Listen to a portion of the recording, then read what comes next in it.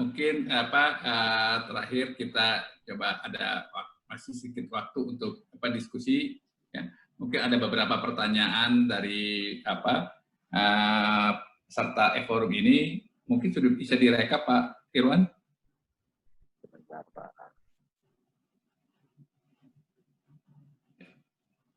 3 pertanyaan awal ya, Pak Irwan. Ya, Pak.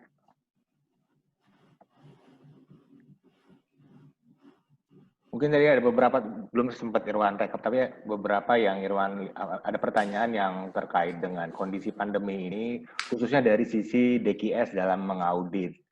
Apakah tetap harus tatap muka atau ada metode lain yang dilakukan untuk agar tetap bisa dilakukan audit? Kemudian terkait hal lainnya dari Pak Agus Mulyana, dari sisi bagaimana kita melakukan kolaborasi tugas dan wewenang antara misalkan Departemen HSE dan Departemen HRD. Kemudian hal lainnya itu saja sih Pak. Jadi ada 2 tadi yang terlihat. Pertama terkait dengan metode audit dari DKS selama masa pandemi. Kemudian terkait dengan koordinasi antara HSE dan HRD di masa pandemi. Silakan Pak. Baik, kalau begitu dikaitkan dengan audit, mungkin saya bisa bantu untuk menjawab. Ya, untuk selama pandemi ini DKS itu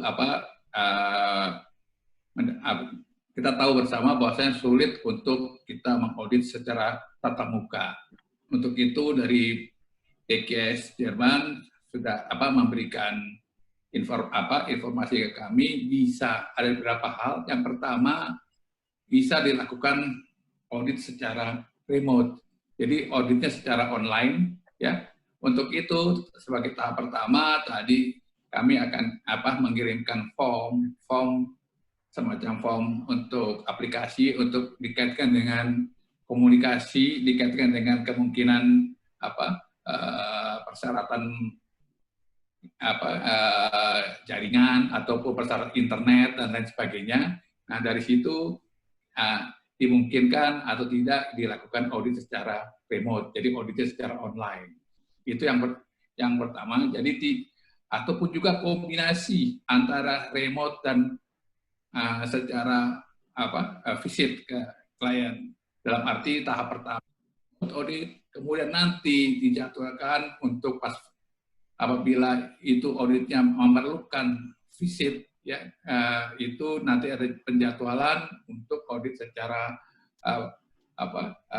on-site, ya, di mana akan dijadwalkan. Jadi secara prinsip bisa auditnya secara remote audit, kombinasi remote audit dan on-site ataupun on-site. Dengan demikian kita akan sedikit reschedule auditnya, ya, dikarenakan mungkin masalah pandemi ini.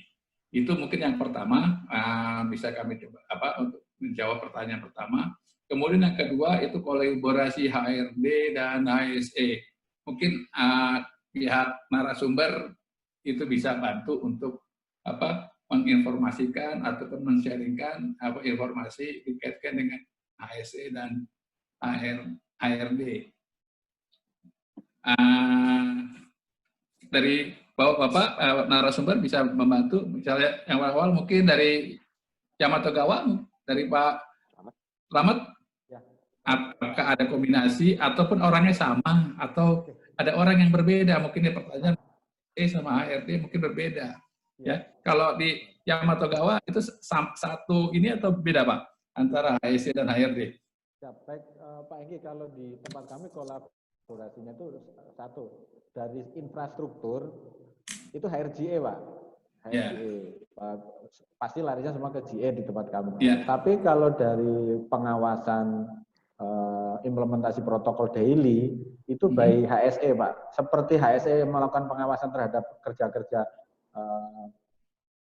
yang berhubungan dengan healthy safety and environment yang lain, jadi daily-nya by HSE. Tetapi kalau yang berhubungan dengan penanganan, contoh setelah infrastruktur ada banyak pelanggaran terjadi di lapangan, itu kita diskusikan untuk satu ditegur dulu oleh tim HSE dengan cara soft treatment lah Pak, soft treatment dulu karena semuanya kan tadi semuanya hal baru buat baik buat manajemen maupun buat karyawan. Jadi tidak boleh dengan keras nanti menimbulkan konflik baru. Bisa-bisa orang kehilangan kantong tadi menjadi kering bukan karena COVID-nya, tapi karena kehilangan pekerjaan dikarenakan konflik karena menangani COVID-19, berantem atau apa, dan itu ada kemungkinan terjadi. So, di kami treatmentnya kalau pelanggaran dilakukan karyawan, awalnya kita pendekatan oleh tim HSE dengan diingatkan baik-baik, sekali, 2 kali, nah nanti kalau masih terus melanggar, eskalasi Pak biasanya ke HR, dan nanti HR yang akan menangani dengan coaching, counseling, mentoring, dan lain-lain. Mungkin mereka melanggar karena belum ngerti bahayanya, benar-benar perlu diajak ngobrol lebih dalam. Baik, terima kasih Pak Slamet. Mungkin dari Pak Wasito ada masukan lain? Kolaborasi HSE, HRD? Ya, kalau di NKE Pak, jadi HRD itu ada sendiri dan HSE ada sendiri. Kalau di head office di kantor pusat itu kita ngomongnya KIHSE. Kita juga ngomongin tentang sistem prosedur sama juga keselamatan kerja. Jadi di tempat kami itu untuk regulasi sistemnya, kemudian pengawasan dalam pelaksanaan regulasi adalah di tempat IHSE. Kemudian tadi juga ada, kalau ada yang melanggar kita tegur, apabila sudah kebangkang, itu prosedurnya adalah sampai tingkat pemberian sanksi dan tidak cuma WFH, tapi betul-betul dirumahkan, Pak. Jadi memang ini untuk kebersamaan kita. Jadi jangan sampai satu orang itu sakit sehingga produksi perusahaan juga berhenti. Jadi kita ketat juga untuk hal ini. Itu untuk demikian juga di project, Pak. Kita juga kerjasama GE dengan HSE di project. Jadi memang satu adalah monitoring pengawasan secara menyeluruh di praktek social distancing dan lain sebagainya. Dan untuk HRD adalah kebijakan yang hubungannya dengan kepersonaliaan.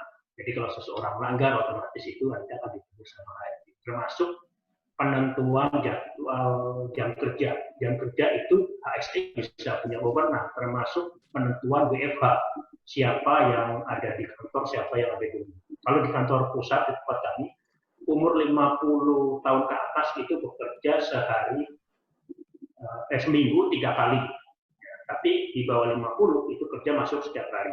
Jam kerja kita kurangin ya, tadinya setengah 9 sampai setengah 6, sekarang jam 9 sampai jam setengah 4. Nah, ini tentunya yang bisa membuat regulasi adalah SK keputusan dari HRD dengan tentunya dengan top manajemen. Sedangkan di kami adalah bagaimana prosedur atau SK itu bisa berjalan. Demikian juga sama dengan analoginya sama dengan di pusat juga di proyek. Itu Pak tambahannya dari kami. Baik, terima kasih Pak Wasito. Ya, dari Pak Sahrul mungkin ada tambahan dikaitkan dengan beberapa pertanyaan tadi di. Kalau dari kami Pak terkait dengan HRD atau komite itu hampir sama ya Pak ya. Kita di tempat kami juga terpisah ya untuk HRD dan komite. Walaupun di dalam komite juga ada tim HRD, tapi kita benar-benar katakan bahwa aktivitas untuk terkait dengan COVID-19 itu ditangani oleh komite dan HRD itu terkait dengan hal-hal yang sudah berjalan di perusahaan atau aturan-aturan sudah berjalan di perusahaan. Jadi kalaupun kita ada pelanggaran gitu terkait dengan protokol yang sudah kita buat, sama kita lakukan juga dengan soft dulu, edukasi dulu ke karyawan, bisa secara langsung, bisa langsung kita nanti juga share pelanggaran, contoh-contoh pelanggaran itu di WA Group. Jadi semua karyawan bisa mengetahui bahwa pelanggaran seperti ini ada efeknya seperti apa. Dan nanti kalau sudah terkait dengan aturan perusahaan yang sebelumnya atau kalau di tempat kami sudah ada PKB dan melanggar aturan PKB, nah itu berarti punishment-nya itu HRD berdasarkan dari masukan dari komite. Karena secara aturan komite apa yang dilanggar, habis itu dari PKP apa yang dilanggar. Itu nanti ditentukan dari situ. Coba itu aja Pak dari saya Pak. Baik, terima kasih Pak Sarul.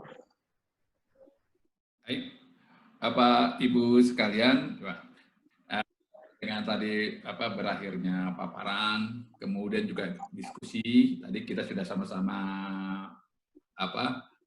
berdiskusi seputar dikaitkan dengan tema kita kali ini yang berkaitan dengan kesiapan kelola tempat kerja dan lingkungan dengan aman saat pandemi COVID-19 dan pasca PSBB.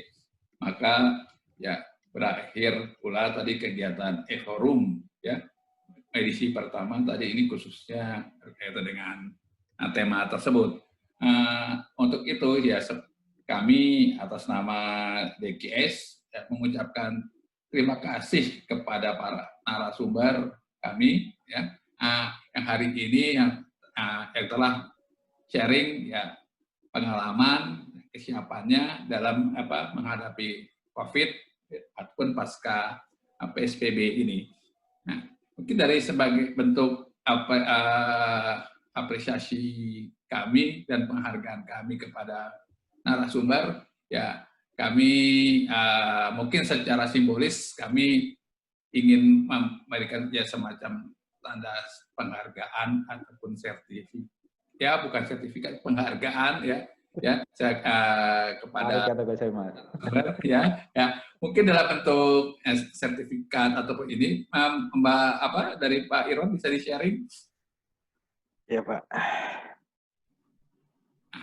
Oke, jadi mungkin nanti kami akan kirimkan sertifikat ataupun penghargaan kami kepada Bapak Slamet ya dari Yamatogawa ya, Pak Wasito ya, serta Pak Sahrul Husni ya yang kami akan kirimkan ke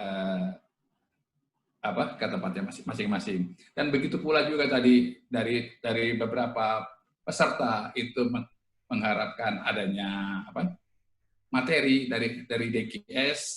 Kami akan kirimkan materi dari DKS, akan tetapi dari pihak narasumber, jika itu dianggap konfidensial, kami tidak akan kirimkan, tapi hanya dari pihak kami. Tapi semua atas izin dari pihak masing-masing. Mungkin itu pertemuan kita kali ini, dan juga kami juga mengucapkan terima kasih kepada seluruh peserta e-forum ini, ya khususnya seluruh existing klien DKS, auditor yang ikut ataupun expert yang hadir dalam kegiatan ini. Kami ucapkan terima kasih.